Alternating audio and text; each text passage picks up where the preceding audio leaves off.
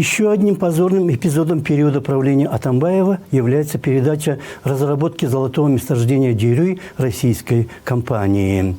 Все помнят слитый в интернет разговор между владельцем этой компании Мусой Баджаевым и тогдашним председателем ГКНБ Кыргызстана Бусурманкулом Табалдиевым, который с июля прошлого года находится в бегах.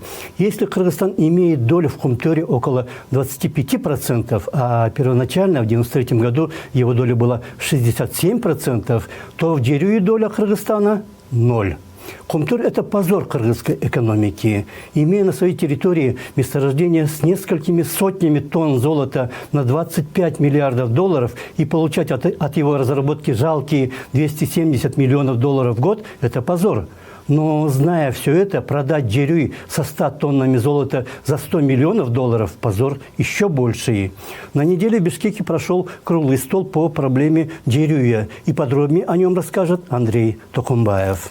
Одно из крупных месторождений золота, Джируй, целиком отдано частным разработчикам. У государства в проекте нет ни 1% акций. Почему так произошло и есть ли выход из положения? Эти вопросы поставили ребром участники круглого стола, прошедшего 14 января в Бишкеке. В разговоре на наболевшую тему участвовали депутаты, общественные деятели и гражданские активисты, а также инициативная группа жителей Таласской области, где расположен рудник. Как подчеркнул в своем докладе бывший вице-премьер Базарбай Мамбетов, месторождение отдано инвестору на крайне невыгодных для Кыргызстана условиях. А вот как ответил на вопрос об этом в интервью телеканалу НТС президент компании-разработчика. Мы, конечно, вот эти политические призывы не приветствуем. Мы являемся ОСО, то есть так же, как и все, значит, предприятия фактически в Кыргызской республике, работаем на всех условиях действующего законодательства.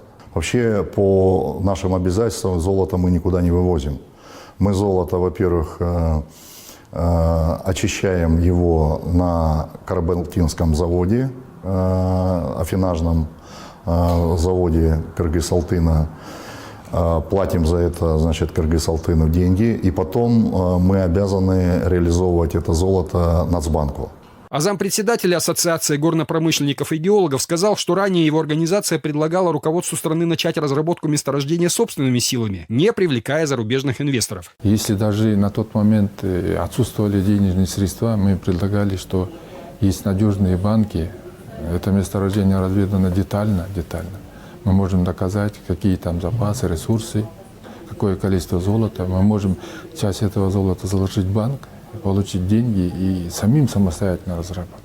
Джируй был открыт в 1969 году. С 1974 по 1984 годы геологи установили балансовый запас золота в 80 тонн, освоение которых рентабельно. За балансовые же резервы, то есть объем драгметалла, извлечь который из руды при тогдашних технологиях было возможно лишь при затратах, превосходящих прибыль, составляет еще более 16 тонн. Месторождение второе по величине после Кумтора. Несмотря на солидный запас золота на Джируе, с его освоением все время не везло. С завидным упорством чиновники игнорировали варианты, наиболее перспективные с точки зрения специалистов.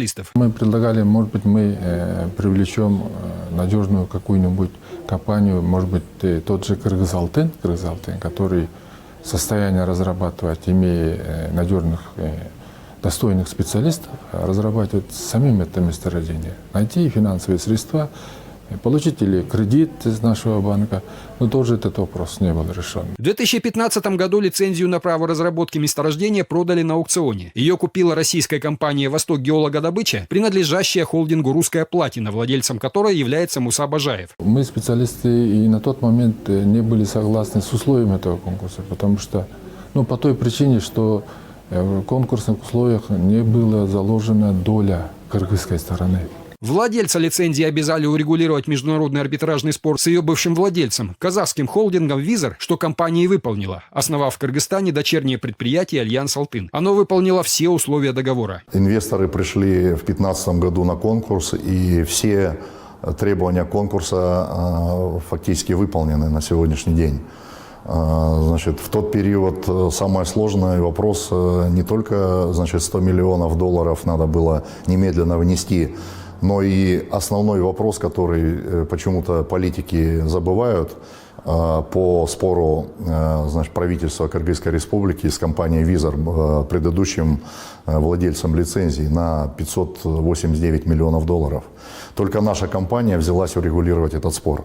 Но выяснилось, что инвестор купил право на разработку недр, а вот право использовать участок у него нет. Во время конкурса чиновники предпочли об этом умолчать. Как отметил в разговоре с корреспондентом Пятого канала президент Ассоциации горнопромышленников и геологов, успеху в освоении природных ресурсов страны мешает человеческий фактор. Именно в нем состоит причина того, что Кыргызстан, имевший на заре своей независимости возможность стать лидером в регионе по добыче золота, таковым сейчас не является. Мы в 90-м году выпустили на душу населения 3280 тысяч долларов, а Казахстан примерно 2700, Узбекистан тоже пределы этого, а Таджикистан был 1700. Ну, а сейчас мы сами оказались отстали, сами в такое положение. Один из участников дискуссии, экс-губернатор Чуйской области и бывший зампредседателя правления Кыргызалтына Сагынбек Абдрахманов заявил, что очень рад аресту бывшего вице-премьера Дюшенбека Зилалиева, выдавшего рекордное число лицензий на освоение этого горнорудного месторождения. В интервью нашему телеканалу он добавил, что безответственная выдача лицензий происходила при содействии тогдашнего президента Алмазбека Атамбаева. Акаев, Бакиев, по сравнению с ними, самый больший был вред нанесен Атамбаева.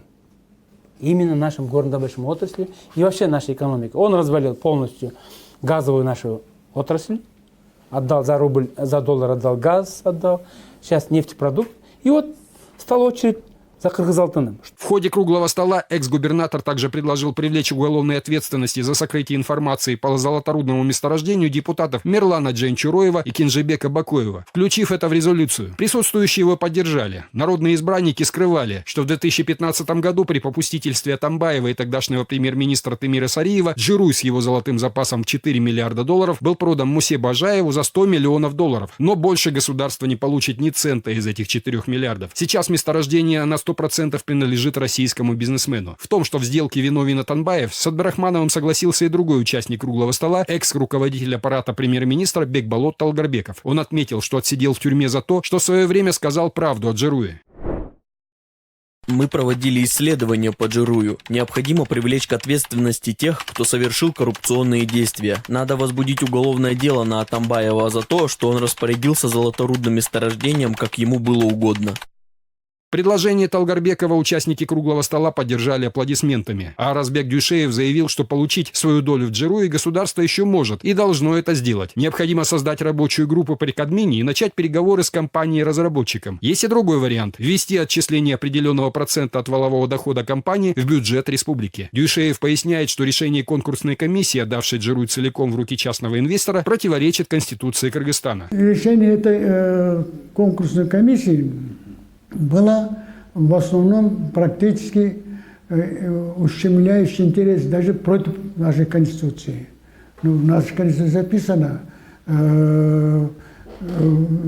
так сказать, богатство является национальным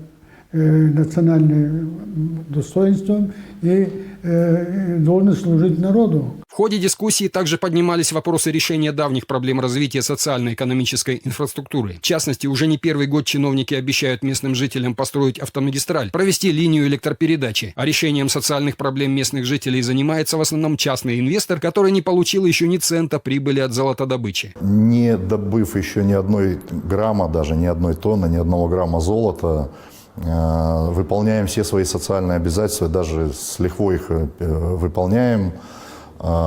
Те обязательства, которые мы брали перед государством о том, что мы будем вносить по 100 миллионов первые 3 года, а уже вот с 2019 года мы внесли 150 миллионов сом в развитие Таласской области. Кроме этого, мы еще вкладываем деньги помимо этого, значит, всякие мероприятия, в том числе на территории Таласской области, да и в целом в республике. Обещания же госчиновников много лет остаются лишь словами. Участники круглого стола также не обошли вниманием тот факт, что на месторождении время от времени проходят акции протеста местных жителей, обеспокоенных тем, что добыча золота может негативно повлиять на экологию. Ну вот что сказал по этому поводу в прямом эфире Пятого канала Сагынбек Абдрахманов. Вы знаете, я как специалист, я могу сказать, что где именно работает горнодобычная отрасль, там нарушение именно экологических бедствия такого нету.